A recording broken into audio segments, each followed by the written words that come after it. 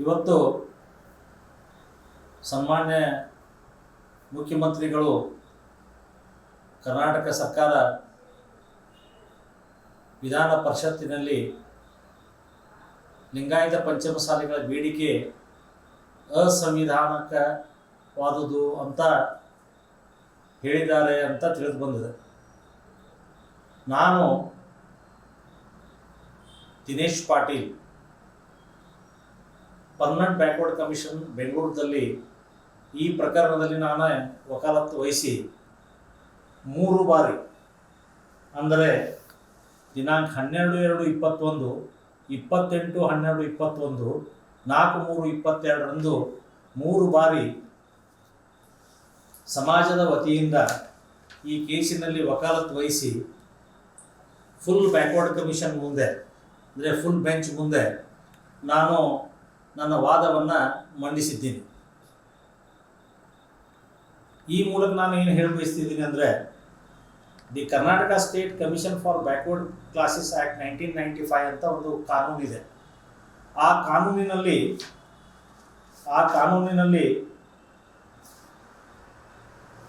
Section 9, section 10 ಮತ್ತು section 11 ಇವು ಬಹಳ ಮಹತ್ವದ ಕಲಮಗಳಾಗಿದ್ದಾವೆ. ಈ ಸೆಕ್ಷನ್ 9 ಈ ಫಂಕ್ಷನ್ಸ್ ಆಫ್ ದ ಕಮಿಷನ್ ಅಂತ ಹೇಳ್ತಾರೆ. ಈ ಬ್ಯಾಕ್ವರ್ಡ್ ಕಮಿಷನ್ ಯಾವ್ಯಾವ ಕೆಲಸಗಳನ್ನು ಮಾಡಬಹುದು ಅಂತ ಹೇಳ್ತಾರೆ. ಅದರಲ್ಲಿ ಕ್ಲಿಯರ್ ಆಗಿ ಬರೆದಿದ್ದಾರೆ, the functions of the commission shall be as follows: to examine the request for inclusion of any class of citizens as a backward class in the list and hear the complaints of over inclusion or under inclusion of any backward class in such list and tender such advice to the state government as it deems appropriate ಅಂತ ಹೇಳ್ತಾರೆ. ಮುಂದೆ to make the survey of the social and educational conditions and problems of the people belonging to the backward classes ಅಂತ ಹೇಳ್ತಾರೆ. ಅಲ್ಲದೆ to supervise the implementation of various welfare schemes meant for the backward classes ಅಂತ ಹೇಳ್ತಾರೆ. The advice of the commission shall ordinarily be binding upon the government ಅಂತ ಹೇಳ್ತಾರೆ. ಅಂದರೆ ಈ section 9ರಲ್ಲಿ it is very much made clear that what the commission has to do, what are the functions of the commission ಅಂತ. ಈ ಥರ ಇದ್ದಾಗ ನಾವು ಲಿಂಗಾಯತ ಪಂಚಮಸಾಲಿಗಳು ಈಗಾಗಲೇ 3B OBCಯ 3Bಯಲ್ಲಿ ಇರೋದಂತೂ ಸತ್ಯ. ಈ 3Bಯಲ್ಲಿ ನಾವು ಇರೋದ್ರಿಂದ we are the backward classes as accepted by the state government as per its notification issued already on 30th March 2002. 30 March 2002ರ categorisation ಪ್ರಕಾರ ನಾವು 3B ಕ್ಯಾಟಗರಿಯಲ್ಲಿ ಈಗಾಗಲೇ ಇದ್ದೀವಿ. We are already declared backward class. ಹಾಗಿದ್ದಾಗ ಈ ಸೆಕ್ಷನ್ 9ರಲ್ಲಿ ಪ್ರಕಾರ ನಾವೇನು ಮಾಡಿದ್ವಿ, ಈ backward commission, Karnataka state commission for backward classes act 1995 ಪ್ರಕಾರ ನಾವು ಒಂದು ಅಪ್ಲಿಕೇಶನನ್ನು ಸಲ್ಲಿಸಿದ್ದೀವಿ. ಆ ಅಪ್ಲಿಕೇಶನ್ ಮೇಲೆ ಈಗಾಗಲೇ ಹೇಳಿದಂತೆ ನಾವು 3 ಬಾರಿ ನಮ್ಮ ವಾದವನ್ನು ಮಂಡಿಸಿದ್ದೀವಿ. ನಮ್ಮ ವಾದ ಏನಿತ್ತಂದರೆ, ಈ 3B ಕ್ಯಾಟಗರಿಯಿಂದ ನಮ್ಮನ್ನು 2A ಕ್ಯಾಟಗರಿಗೆ ಶಿಫ್ಟ್ ಮಾಡಬೇಕು. We are socially educationally backward. ಈಗಾಗಲೇ ನೀವು 3Bಯಲ್ಲಿ ನಮ್ಮನ್ನೇನು ಕ್ಯಾಟಗರೈಸೇಷನ್ ಮಾಡಿದ್ದೀರಿ ಅದು ನಮಗೆ ಯಾವುದೇ ರೀತಿಯಿಂದ ಅನುಕೂಲ ಆಗಿಲ್ಲ ಅಂತ ಹೇಳಿದ್ದೀವಿ. ಅದರ ಜೊತೆ ನಾವು ಸಾಕಷ್ಟು ಡಿಸಿಷನ್ಸ್ಗಳನ್ನು, ಸುಪ್ರೀಂ ಕೋರ್ಟು ಕೆಲವು ಡಿಸಿಷನ್ಸ್ಗಳನ್ನು ಸಹ ಬ್ಯಾಕ್ವರ್ಡ್ ಕಮಿಷನ್ ಮುಂದೆ ಹೇಳಿದ್ವಿ. ಹೀಗಿದ್ದಾಗ ಬ್ಯಾಕ್ವರ್ಡ್ ಕಮಿಷನ್ದವರು ನಮ್ಮ ವಾದವನ್ನು ಪೂರ್ಣ ಪ್ರಮಾಣದಲ್ಲಿ ಆಲಿಸಿ ಬ್ಯಾಕ್ವರ್ಡ್ ಕಮಿಷನ್ದವರು ಕರ್ನಾಟಕದಲ್ಲಿ ಫಿಸಿಕಲ್ ಸರ್ವೆಯನ್ನು ಸ್ಟಾರ್ಟ್ ಮಾಡ್ತಾರೆ. ನಾ ಈ ಹಂತದಲ್ಲೇ ಏನು ಹೇಳಲಿಕ್ಕೆ ಬಯಸ್ತಾ ಇದ್ದೀನಿ ಅಂದರೆ, ನಮ್ಮದು ಅರ್ಜಿಯನ್ನೇ ಅಸಂವಿಧಾನಾತ್ಮಕವಾಗಿದೆ ಅಂತ ತಿಳ್ಕೊಂಡ್ರೆ ಒಂದು ವೇಳೆ, if it is unconstitutional, then why the Karnataka state permanent backward commission has given an opportunity to us to argue the matter, and why for the Karnataka State Backward Commission has told most of the parts of Karnataka and collected the data. ಈ question ಉತ್ತರ ಕರ್ನಾಟಕ ಸರ್ಕಾರದವರು ಇವತ್ತು ಕೊಡಬೇಕಾಗ್ತದೆ. ಮುಂದೆ ಹೇಳ್ಬೇಕಂದ್ರೆ section 10ರಲ್ಲಿ powers of the commission clear ಮಾಡಿದಾರೆ. ಅವ್ರು ಏನು ಹೇಳಿದಾರೆ ಸೆಕ್ಷನ್ 10ರಲ್ಲಿ ಈ backward commission, Karnataka state commission for backward and classes act 1995 section 10 is very clear.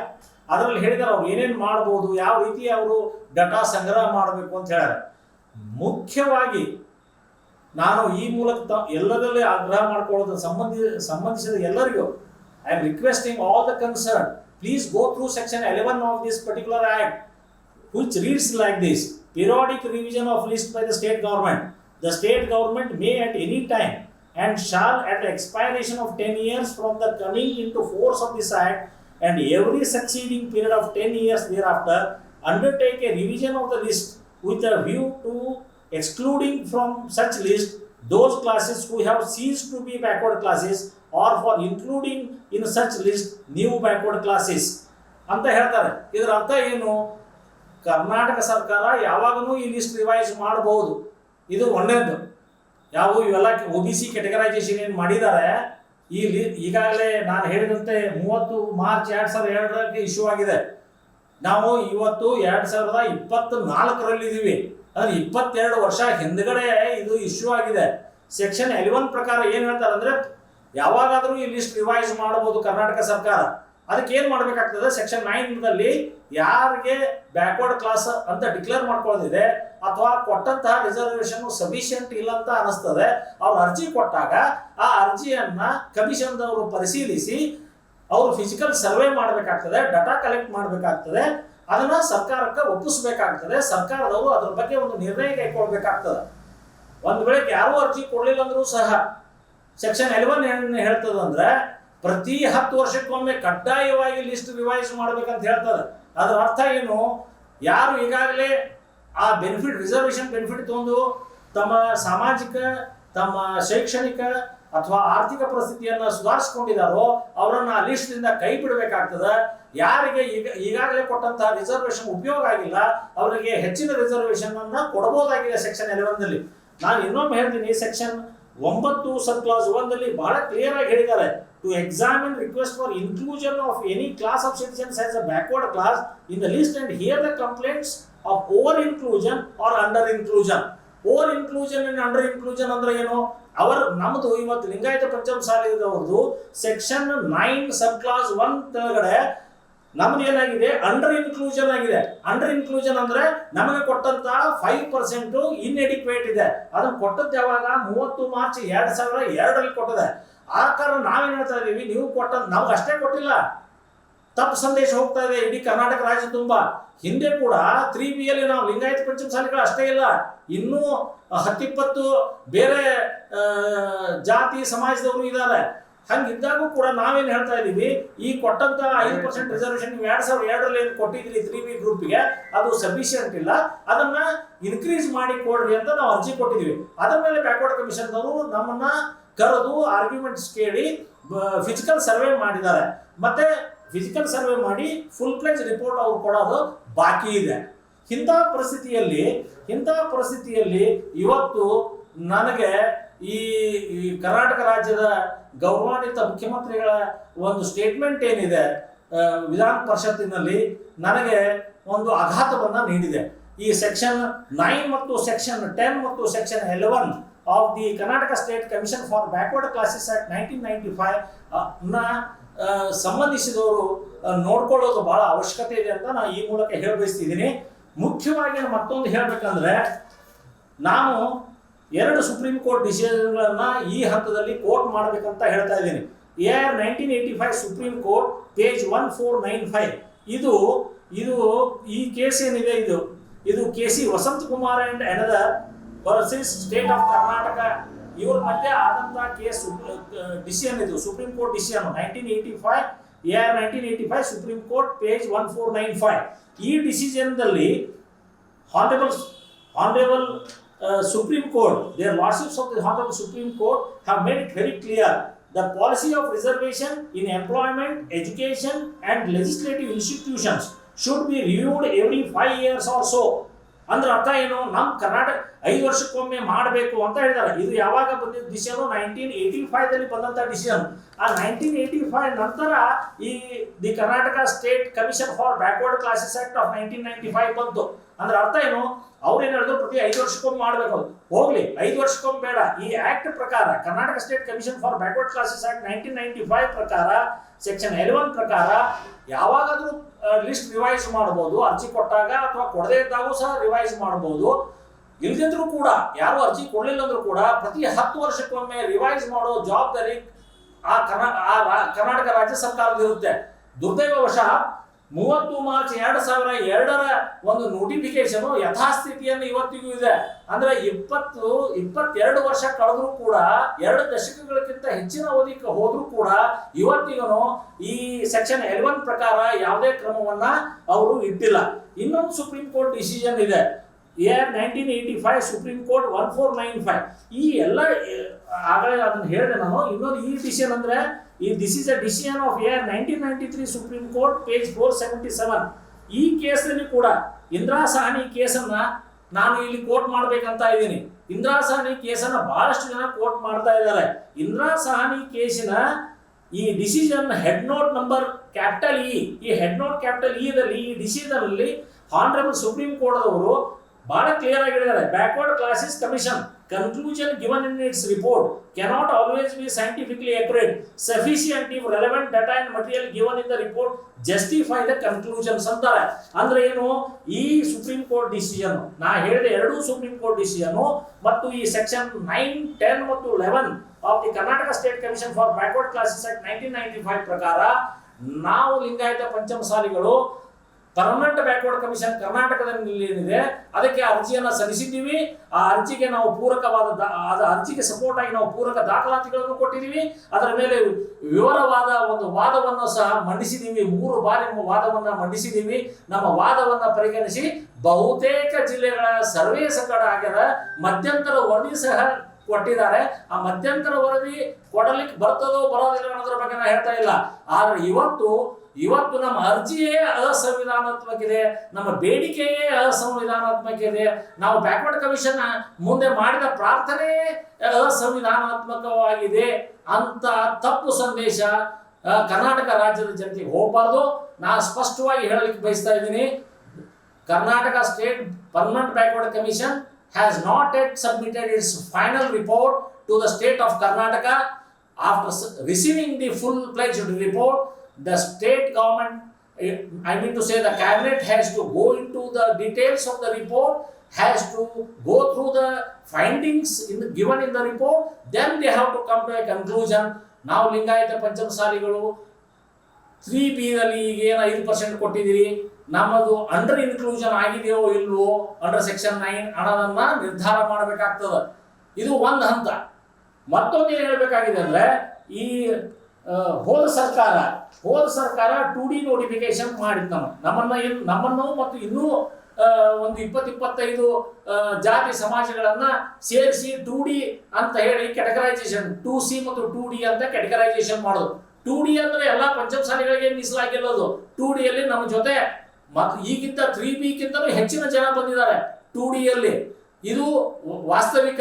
ಹಾಗಿದ್ರು ಕೂಡ 2D ನೋಟಿಫಿಕೇಶನ್ ಬರೋಕ್ಕಿಂತ ಪೂರ್ವದಲ್ಲೇ ಕರ್ನಾಟಕ ಹೈಕೋರ್ಟ್ ಮುಂದೆ ಈ ರಿಟ್ ಪಿಟಿಷನ್ ರಾಘವೇಂದ್ರನವರು ಒಂದು ರಿಟ್ ಪಿಟಿಷನ್ ಫೈಲ್ ಮಾಡ್ತಾರೆ ಕರ್ನಾಟಕ ಉಚ್ಚ ನ್ಯಾಯಾಲಯದಲ್ಲಿ.